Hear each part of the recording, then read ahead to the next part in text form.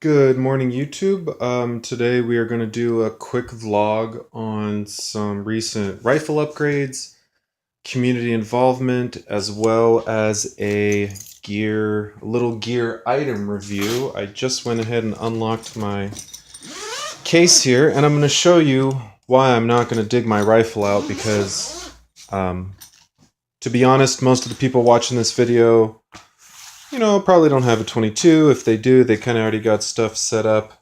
But real quick, and I'll explain this blue. It's probably obvious, but I'll explain it in a moment. But here is the scope mount. I know the plastic makes it a little bit hard to see, but it is a... Oh, maybe I can turn this around here. So it is a double ring mount. Here's the rear ring, here's the front ring.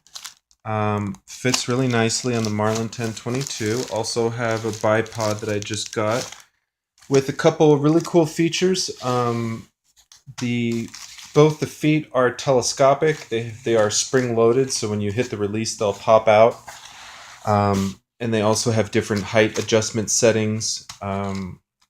The bipod mounts both ways. This way with the feet folding forward, you can still kind of grip the front here. If you switch it around, you have a little... I guess most people mount it like this, but if you wanted to, you could switch it around the other way. Of course, then it makes it a little hard to grip in the front.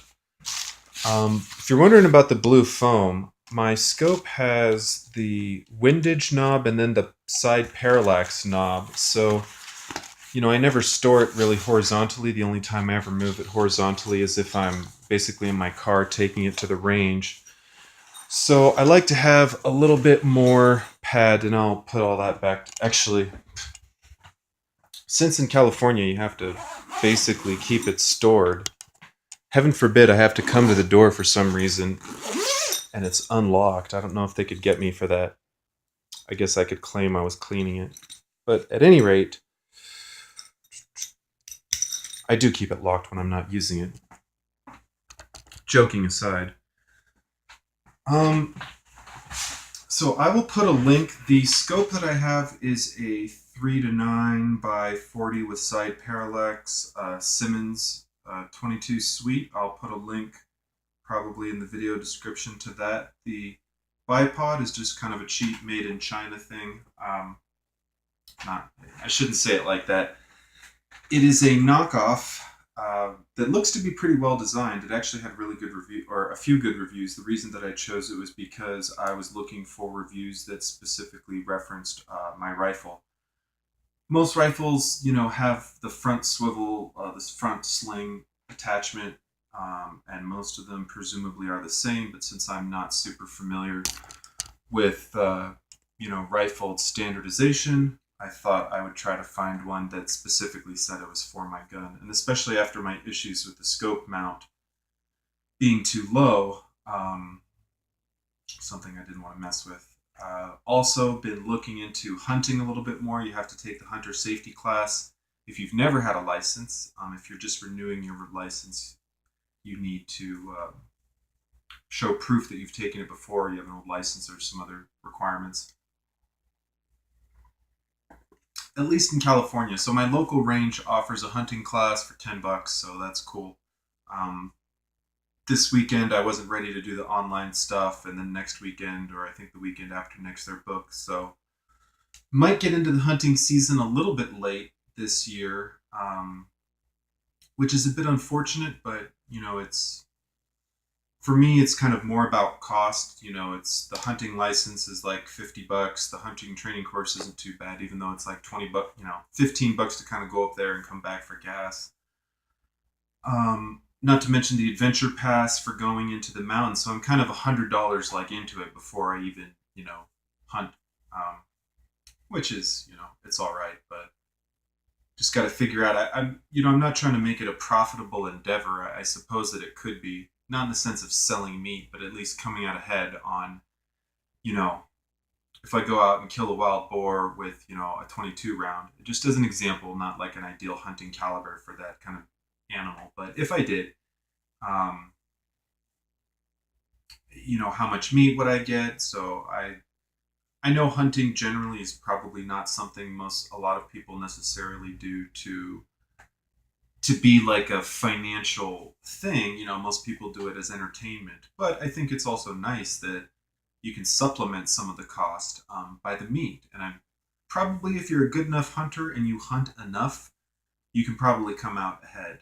I don't know how many squirrels I'd have to kill to make $100, compared to buying chicken meat at 88 cents a pound. So it's a lot of squirrels if I averaged, a third of a pound of meat from each one, which might even be an optimistic estimate.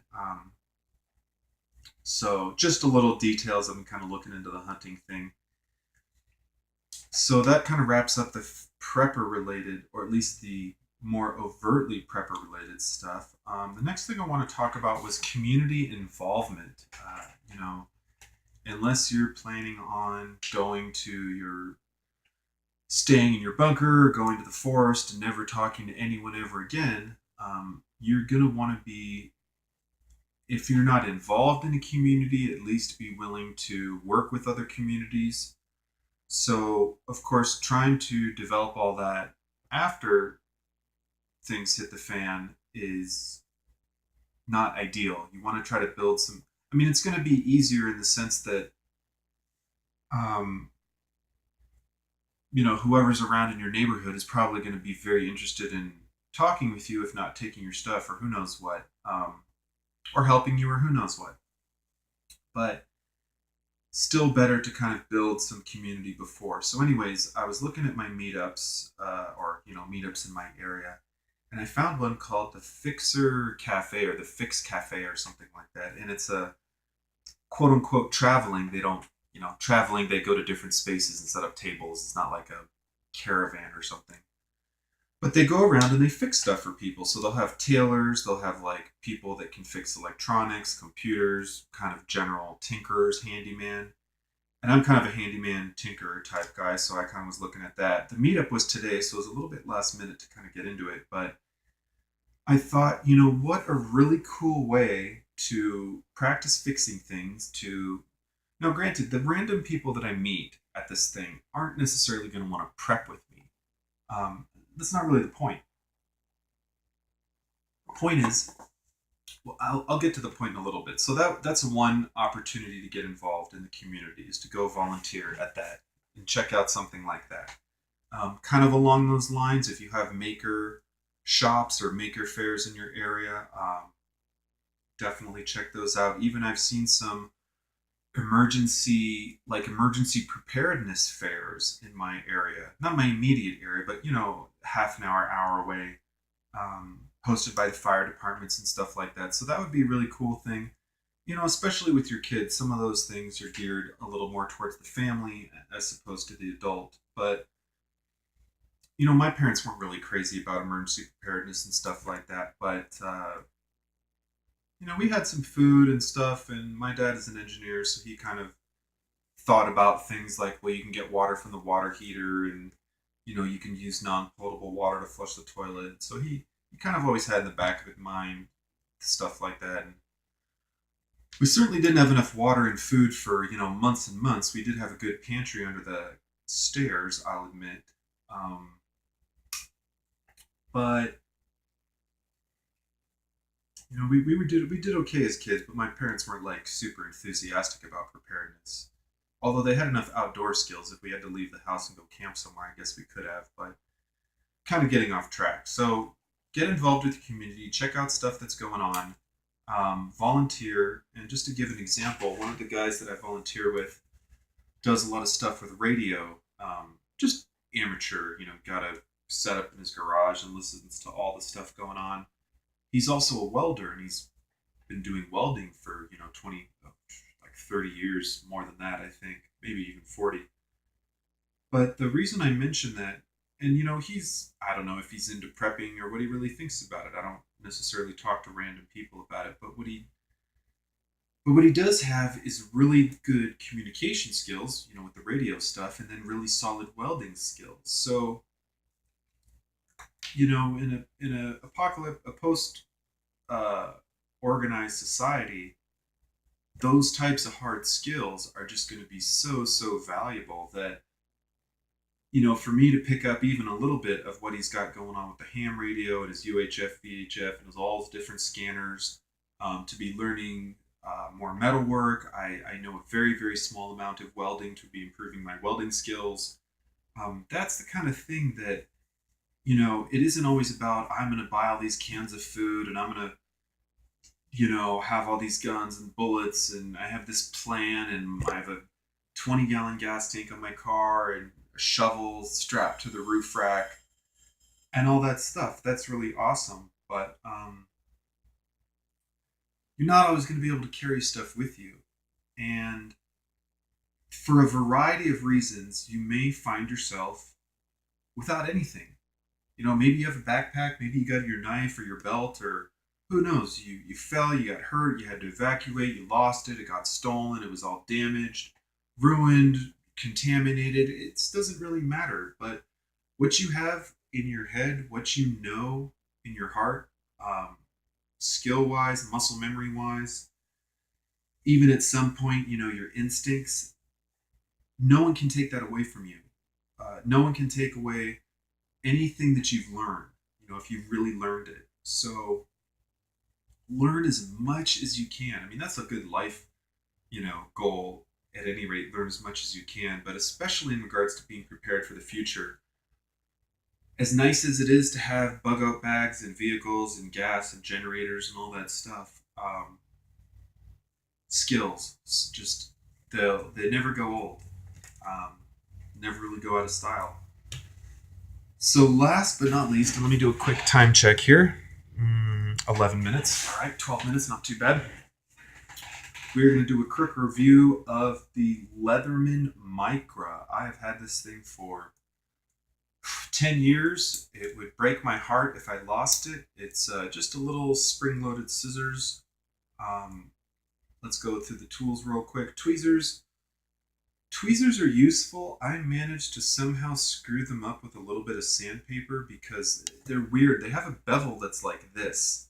So it's like they're too flat in the middle. So instead of kind of pinching, I need to kind of change the angle because they really don't grip for crap. You couldn't pull a splinter out if your life depended on it with those things. But they are connected, so you'll never lose them. So presumably if I could get them to where they were working and get that point really sharp, they would be really awesome. Flathead screwdriver, or actually this is the Phillips head one. This is the medium, sort of the number 2 Phillips. Use this one all the time. Got our small flathead, super useful. It's got gunk on it right now. I always have gunk on it. Bottle opener. Moving on to the other side, we have a knife that cut the crap out of me once. It is just scary sharp how sharp this thing stays. So nice little knife. I'll be careful closing that. Bigger flathead here. Nice solid flathead. And we have a nail file slash, I want to say awl. I guess it's like a nail pick. Nail file slash nail pick. Of course, we have the scissors. And then last but not least, actually has a ruler on the back here. And it's sort of, it's kind of rough, but it goes from 0 inches, I think, to 5, and then 0 centimeters to like 12. So stainless steel. Mine has a little bit of gunk on it, but not really any rust. It has lasted me, like I said, 10 years. The scissors are a little bit dull. I've kind of been a little rough with them. They don't cut super clean right now. I might be able to file them. These little screws for the joints haven't really become loose. They have kind of a special fitting on them, so you'd never get them off unless you had the tool. But overall, just a great little tool, super small. I would put it on my keychain if I liked stuff on my keys. I don't really, but really great little tool. So thanks for watching. Feel free to make any recommendations, and I will see you in the next video.